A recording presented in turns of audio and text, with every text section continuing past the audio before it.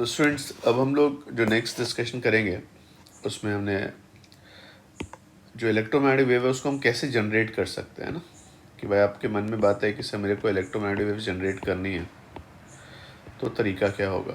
ठीक है, तो सिंपल सी बात आती है कि पहली बात, अगर मैं स्टेशनरी चार्ज से बात करूँ जाके, स्टेशनरी चार्ज क्या इलेक्ट्रोमैग्नेटिक वेव प्रोड्यूस कर सकता? नहीं सर। स्टेशनरी चार्ज के ऊपर ध्यान रखना, उसके पास एक ही चीज़ है कि अगर चार्ज स्टेशनरी है, तो हमारे पहले चैप्टर का नाम यही था, इलेक्ट्रोस्टैटिक्स। तो जो स्टेशनरी चार्ज होते हैं, जो रेस्ट पे होते हैं, वो श्योरली आपको क्या इलेक्ट्रिक फील्ड प्रोड्यूस करेंगे। ठीक है, सच मान लो चार्ज फ्लो कर रहा हो, सब फ्लोइंग चार्ज का सबसे अच्छा एग्जांपल बच्चे का देखो तो वायर था। आप वायर लेते थे, करंट ऐसे जा रही है, तो एक बार को ऐसे सोच सकते हैं कि सब पॉजिटिव चार्ज इस डायरेक्शन में फ्लो कर रहा है, और ये अपनी सराउंडिंग में क्या प्रोड्यूस करेगा। तो सर अगर ये वायर है, फ्लोइंग चार्ज है, क्योंकि ये न्यूट्रल होता तो इलेक्ट्रिक फील्ड तो नहीं प्रोड्यूस करता था, पर ये अपनी सराउंडिंग मैग्नेटिक फील्ड प्रोड्यूस करता था। तो बात आती है कि सर अगर मैं पूछूं कि सर रुका हुआ चार्ज क्या प्रोड्यूस करता है, इलेक्ट्रोस्टैटिक फील्ड प्रोड्यूस करता है। मूविंग चार्ज बच्चे क्या प्रोड्यूस कर सकता है, कांस्टेंट स्पीड से ट्रैवल कर रहा है, तो आप बोलोगे सर वो मैग्नेटिक फील्ड प्रोड्यूस करेगा।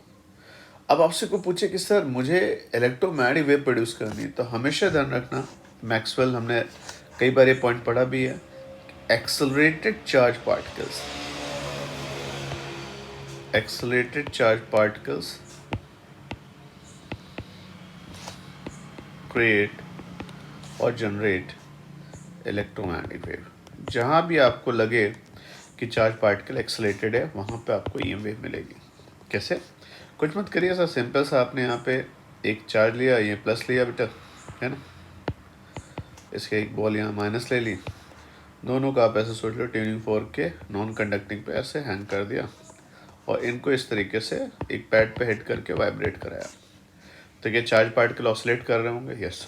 ये चार्ज पार्टिकल बच्चे श्योरली सिग्नल्स क्रिएट करेंगे, और सिग्नल्स क्रिएट करने का यही एक तरीका होता है कि आप चार्ज पार्टिकल्स लीजिए, उन्हें एक्सलेट करिए, तो उससे आपकी ईएम वेव क्रिएट होगी। तो ईएम वेव क्रिएट करने का सिंपल सा तरीका है कि सर कहीं पर भी अगर आपको चार्ज पार्टिकल लग रहे हैं जो एक्सेलेटेड होंगे, ऑसिलेटिंग चार्ज पार्टिकल एक्सेलेटेड ही हुए, तो ये एक ऑसिलेटिंग मैग्नेटिक फील्ड प्रोड्यूस करते हैं। अब होता है क्या कि ये प्रोड्यूस क्या करते हैं, तो चार्ज पार्टिकल है, ऑसिलेट कर रहा है, एक इलेक्ट्रिक फील्ड प्रोड्यूस करेगा।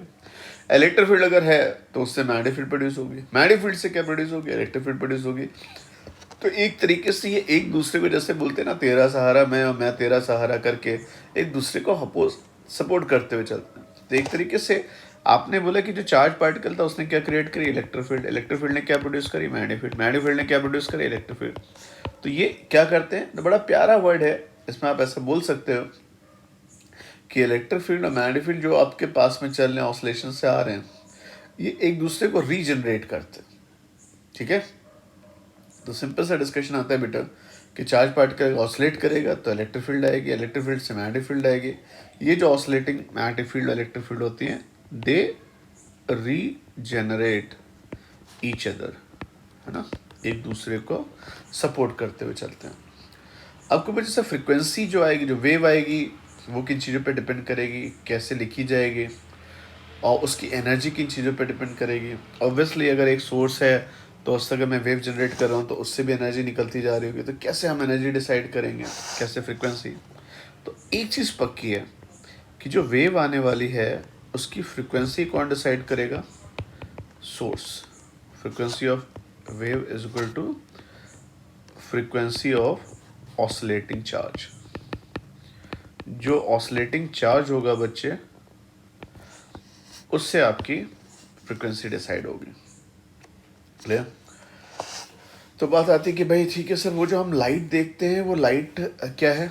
जैसे मान लो बच्चे, ये देखिए आपके सामने येलो ही लिखा हुआ है, तो कुछ जैसे येलो लाइट के बारे में बात करिए, ये येलो रे है सर, ये येलो रे है, और येलो रे का हमने अप्रॉक्सीमेटली देखा बेटा वेवलेंथ कितना आता है, 600 नैनोमीटर के आसपास आता है एयर में। फ्रिक्वेंसी कितनी होगी, तो n equal to C by lambda, क्योंकि भाई आपने बोल ही दिया इलेक्ट्रोमैग्नेटिक वेव है, तो वैल्यू कितनी आ गई, 3 × 10⁸ डिवाइड बाई 600 × 10⁻⁹, तो वैल्यू आ जाएगी 10⁻17, है ना।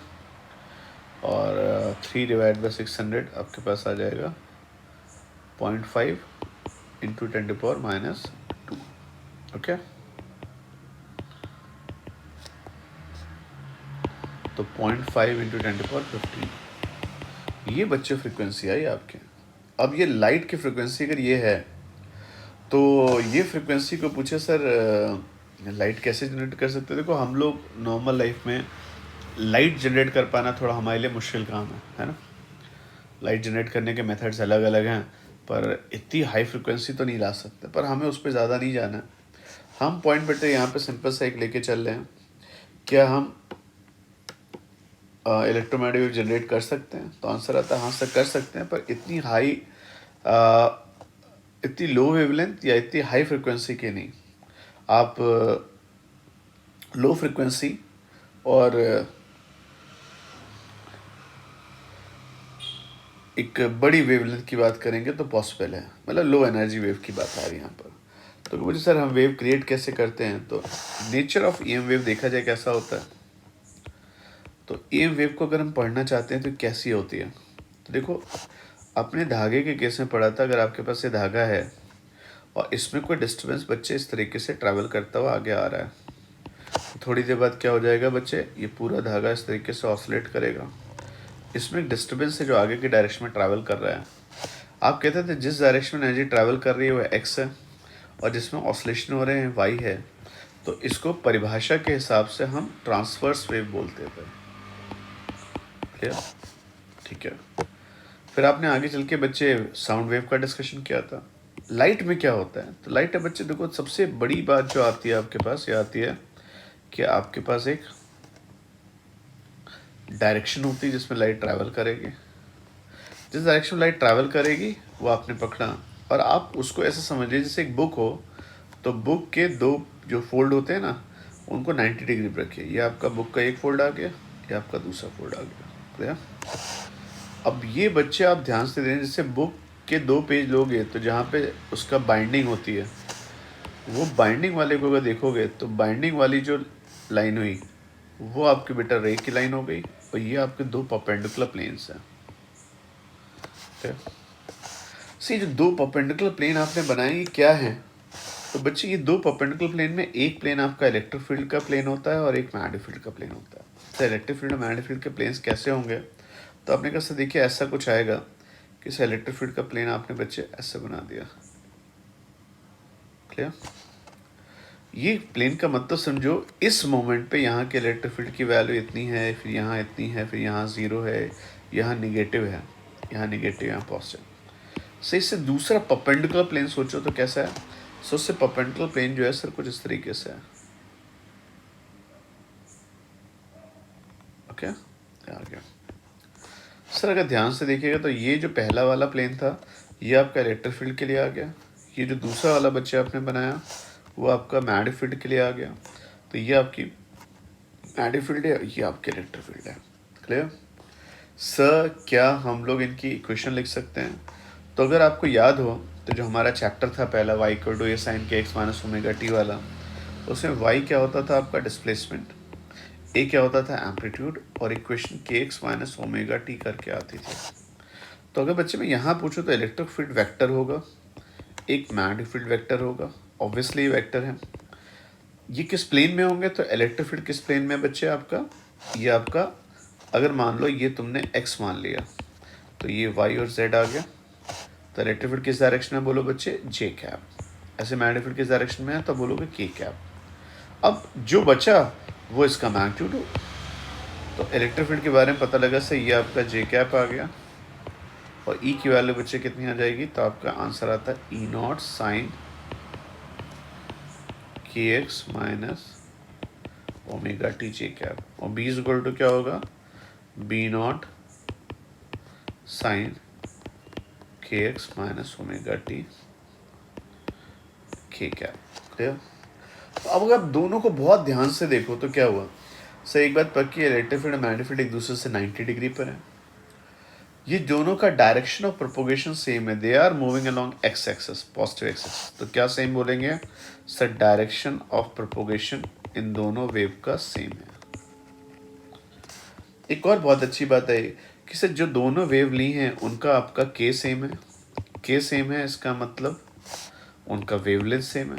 देखिए वेवलेंथ आपको डायग्राम में भी दिखेगा, जितनी देर में इसका एक ऑसिलेशन पूरा हुआ उतनी देर में इसका भी एक ऑसिलेशन दूसरे प्लेन में पूरा हुआ। दोनों के वेवलेंथ सेम है, दोनों के फ्रीक्वेंसी ओमेगा सेम है सर, डायरेक्शन सेम, के same, lambda same, frequency same, क्या इनकी मैक्सिमम वैल्यू भी सेम है? नहीं, जो डिफरेंस है वो इनका प्लेन और डायरेक्शन से डिफरेंट है। प्लेन भी डिफरेंट है, अलग अलग प्लेन में ऑसिलेट कर रहे हैं और इनका डायरेक्शन भी अलग है, डिफरेंट है। और कुछ डिफरेंट है? Yes sir, peak values. अगर बच्चे मैं पीक वैल्यूज़ की बात करूं तो इलेक्ट्रिक फील्ड की पीक वैल्यू कितनी ई नॉट और मैग्नेटिक फील्ड की पीक वैल्यू कितनी है बी नॉट। क्लियर? तो अगर मेरे को कभी जो एग्ज़ाम में जो मुझे लगता है नीट में या जेई में जो मैक्सिमम या बोर्ड में जो मैक्सिमम क्वेश्चंस आए हैं वो इसी चीज़ को लेके आए हैं कि वो क्या करते हैं, आपको इलेक्ट्रिक फील्ड की क्वेश्चन दे देंगे और आपसे मैग्नेटिक फील्ड पूछना चाहेंगे। ऑब्वियसली आप निकाल सकते हैं। तो अब दो चीज़ों पे आपको डाउट है कि सर इलेक्ट्रिक फील्ड ऐसी है मैग्नेटिक फील्ड ऐसी है, तो क्या इनकी पीक वैल्यू में कोई रिलेशन होता है? आप इसे अच्छे से ध्यान रखिएगा, E = CB0 आता है। ठीक है, मतलब सर इलेक्ट्रिक फील्ड जो होगी बच्चे वो किस पे डिपेंड करेगी? CB0 वैल्यू होगी। C जो होगा वो 1/√μ0 होता है। देखिए फिर से लाइट किस पे डिपेंड कर रही है? परमिटिविटी और परमिटिविटी पे। अगर आपका मीडियम चेंज होगा तो स्पीड ऑफ लाइट चेंज हो जाएगी और ये वैल्यू कितनी हो जाएगी? 1/μ × बच्चे ने पूछा फिर तो सर रिफ्रैक्टिव इंडेक्स में भी बात आनी चाहिए, करके देख लो भाई, किसने मना किया? वैक्यूम को और दूसरे मीडियम को कंपेयर करो तो ये वैल्यू बच्चे ऊपर चली जाएगी √μ0 तो सर क्या यहाँ से हम रिफ्रैक्टिव इंडेक्स पे निकाल सकते हैं? यस सर, μ/μ0 जो होता था रिलेटिव परमिटिविटी, याद आ रहा है? μr 1 + xi लिखते थे ना, और ε/ε0 क्या होता है? ε = ε0 k आएगा, इसे डायरेक्टिव कांस्टेंट बोलते थे। तो एग्जाम में अगर आपको रिलेटिव परमिटिविटी और डायरेक्टिव कांस्टेंट दे दिया जाए तो आप उसके रिफ्रैक्टिव इंडेक्स पे कमेंट कर सकते हैं। क्लियर? तो एक बात तो बच्चे ध्यान रखना, ये दोनों ही फील्ड्स कैसी हैं? Self sustaining oscillating electric field magnetic field है। एक है तो दूसरे को जनरेट करेगी, ऐसा नहीं कि एक है तो अपने बारे में सोचेंगे। दूसरी बात बच्चे ध्यान से ना, इनमें अगर कभी भी ट्रैवल करके एक जगह से दूसरी लेके जा रहे हो तो इनके अंदर एक खास बात है, they can travel in vacuum. इसीलिए याद करना, जब 11th में वेव्स को डिवाइड करते थे तो दो तरह की वेव्स आती थी। कुछ तरह की वेव ऐसी होती थी जिनको मीडियम की रिक्वायरमेंट होती थी, उनको हम लोग क्या बोलते थे बेटा? Mechanical wave. और जिनको मीडियम की रिक्वायरमेंट नहीं होती थी उनको हम लोग अब क्या बोल सकते हैं? Electromagnetic wave. तो इलेक्ट्रोमैग्नेटिक वेव्स को एक जगह से दूसरी जगह प्रोपोगेट करने के लिए बिल्कुल भी मीडियम की रिक्वायरमेंट नहीं है। तो सर अगर मीडियम की रिक्वायरमेंट नहीं है तो मीडियम का कोई रोल है क्या? ऑब्वियसली जब तुम एक मीडियम से दूसरे मीडियम में बच्चे जाओगे तो मेरी बात समझो, तुम यहाँ पे हो, मान लेते हैं बाहर आप हैं, आप एयर में हैं, आप पानी में एंटर करते हैं। पानी में जब आप गए तो पता लगा सर जब आप जाओगे एक मीडियम से दूसरे मीडियम में, तो ऑनेस्टली बताना तो मन में क्या क्या बात है? आप एक बात तो ये बोलोगे कि सर जी देखो सीधी सी बात ये है कि सर अगर आपके पास ये लाइट ऐसे आ रही है ना, तो ये लाइट बच्चे आएगी बेंड करेगी, ये तो सबने पढ़ा हुआ है। तो इसको दूसरे पर्सपेक्टिव सोचो भाई, बाहर आप जब चल रहे थे तो आपका डायलेक्ट्रिक मतलब एक तरीके से ε0 था, अंदर आते ही ε0 k हो जाएगा, मतलब इलेक्ट्रिक फील्ड थोड़ी सी कमज़ोर पड़ जाएगी स्पीड में। Yes sir. Sir magnetic field पे बात करें तो मैग्नेटिक फील्ड भी अच्छी चेंज होगी। सर बाहर कितना होगा? μ0 आता था, अंदर कितना हो जाएगा? μ0 μr। बाहर आपकी स्पीड जो थी c थी और पानी के अंदर स्पीड c/n हो जाती है। तो आपके एक मीडियम से दूसरे मीडियम में जाने पे बहुत सारी प्रॉपर्टी चेंज होती हैं, जिनमें से हम साफ साफ बोल सकते हैं क्या क्या? सर सब चेंज होने को मैं मान सकता हूँ लेकिन फ्रीक्वेंसी अनचेंज रहेगी। से ऐसी क्या खास बात? तो सर खास बात इसमें ये हुई, अगर फ्रीक्वेंसी के बारे में बात किया तो अनचेंज क्यों? क्योंकि फ्रीक्वेंसी डिसाइड होती सोर्स से। एक बार आपने बच्चे लाइट जनरेट कर दी तो वो उसकी फ्रिक्वेंसी चेंज नहीं होती है, आप एक मीडियम से दूसरे मीडियम में जाएं। वेलोसिटी ऑफ इलेक्ट्रोमैग्नेटिक वेव हमने पहले ही बात करी, वैक्यूम में सी होती है, पानी के अंदर सी बयान होती है, मीडियम चेंज होते ही स्पीड चेंज हो जाती है, मीडियम चेंज होते ही वेव की बाकी प्रॉपर्टी चेंज होती है। मैं ये भी कह रहा हूँ मीडियम चेंज होते हैं आपके ये जो पीक होगा एम्पलीट्यूड भी चेंज हो जाएगा। सर एम्पलीट्यूड क्यों चेंज होगा? समझो सर, कुछ लाइट आपकी एक मीडियम से दूसरे मीडियम में जाएगी तो कुछ रिफ्लेक्ट होगी, तो एनर्जी का डिवीज़न हुआ ना, एनर्जी का डिवीज़न हुआ तो आप बोलोगे सर ये हमारा वेव एम्पलीट्यूड में फ़र्क पड़ेगा। क्लियर? तो आपको क्लियर है इलेक्ट्रोमैग्नेटिक वेव कैसी होती हैं। अब एक बात और अच्छे समझना कि इलेक्ट्रिक फील्ड जो वेव चल रही है वो एक्स में चल रही है। हमेशा ध्यान रखना जिस डायरेक्शन में वेव चलेगी वो डिसाइड किससे होगा बच्चे? ई क्रॉस बी से। E cross B always points along direction of propagation. जिस डायरेक्शन में आप चलने वाले हो ये नियम नहीं तोड़ेंगे। अगर मान लीजिए वेव बच्चे आपकी इधर चल रही है तो देखो क्या सही बैठ रहा है ई क्रॉस बी, तो ई क्रॉस बी आपका क्या एक्स एक्सिस के लॉन्ग आ रहा है? यस। तो ई क्रॉस बी हमेशा किसको रिप्रेजेंट करता है? डायरेक्शन ऑफ प्रोपोगेशन को। तो ये पॉइंट क्लियर है। एक बात पक्की है, फेज दोनों का सेम होगा, डायरेक्शन दोनों की डिफरेंट होगी, पीक वैल्यू दोनों की डिफरेंट होगी, E naught equal to C B naught होगा। एक मीडियम से दूसरे मीडियम में जाने पे सब चीज़ें चेंज हो रही है, मैग्नेटिक फील्ड, इलेक्ट्रिक फील्ड का डिस्कशन, और आपका ऑप्टिक्स के हिसाब से स्पीड भी चेंज होती है। ठीक है, बाकी मैं एनर्जी कैसे कैरी करता है वो नेक्स्ट पार्ट में डिस्कस